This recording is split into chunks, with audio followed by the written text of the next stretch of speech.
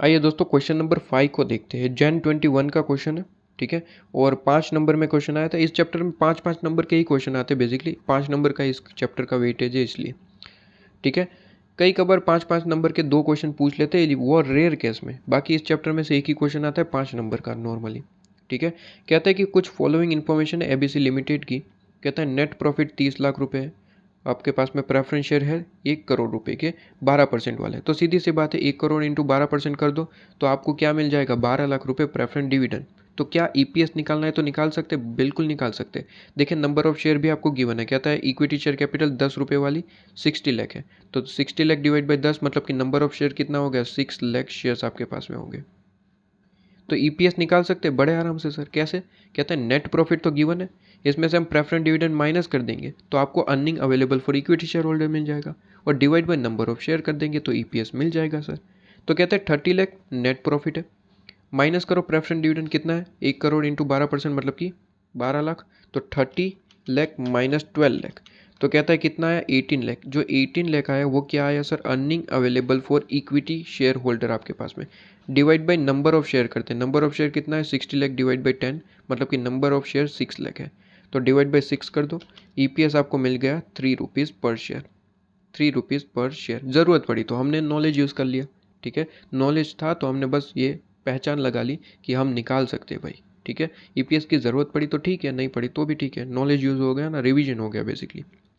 इसके बाद कहता है internal rate of return on investment, मतलब कि ये आर गिवन है, रेट ऑफ रिटर्न कहता है 22%। कॉस्ट ऑफ इक्विटी मतलब कि के गिवन है 18%, और रिटेंशन रेशियो आपको गिवन है 75%। कहता है मार्केट वैल्यू निकालना है गॉर्डन मॉडल से वोल्टर मॉडल से। तो बस सबसे पहले तो काम यही करेंगे कि फॉर्मूला पुट करेंगे। गॉर्डन मॉडल का सबसे पहले फॉर्मूला पुट करो, K is equal to D one divide by पी0 प्लस जी। अब क्या करेंगे सर, सीधी सी बात है, वैल्यू पुट करेंगे। जल्दी से वैल्यू बताइए, के ई कितना है। तो कहता है के गिवन है ऑलरेडी, कितना है सर, के 18% है।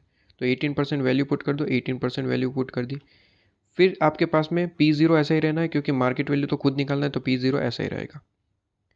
कहते हैं जी कितना होगा सर, ग्रोथ। ग्रोथ का मतलब होता है सर, डायरेक्टली अगर नहीं गिवन है तो G is equal to B into R, retention ratio into rate of return.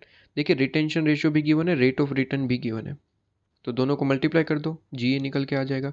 तो कहते हैं दोनों को मल्टीप्लाई कर दिया, 75 और 22, आपके पास में आंसर आ जाएगा ग्रोथ। सर डी कैसे निकालें, सिंपल है सर, वैसे ही निकल चुका है। कहते हैं ईपीएस कितना निकला था, ₹3।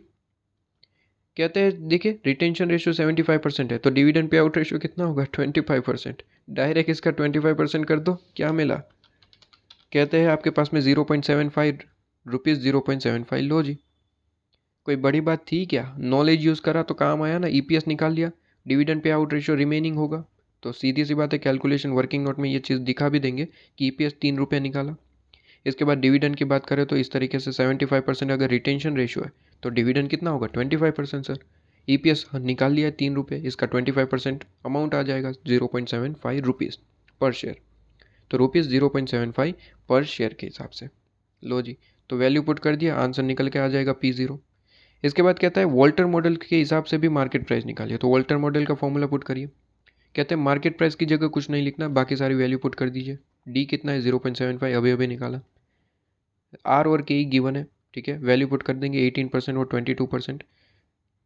ईपीएस निकाला है 3 रुपये, डिविडेंड हमें पता है 0.75, वर्किंग नोट में दिखा दिया, और निकाल लेंगे आपके पास में मार्केट वैल्यू ऑफ शेयर। काम खत्म। इतना सिंपल क्वेश्चन रहता है।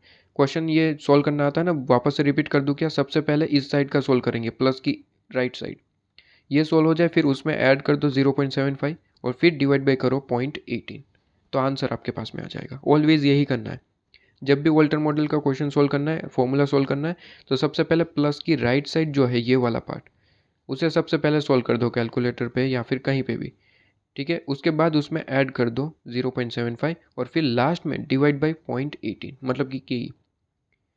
क्लियर है, तो आपके पास में आंसर आ जाएगा। लो जी, ये क्वेश्चन खत्म हो जाता है। इसके बाद क्वेश्चन नंबर 6 देखेंगे आपके पास में।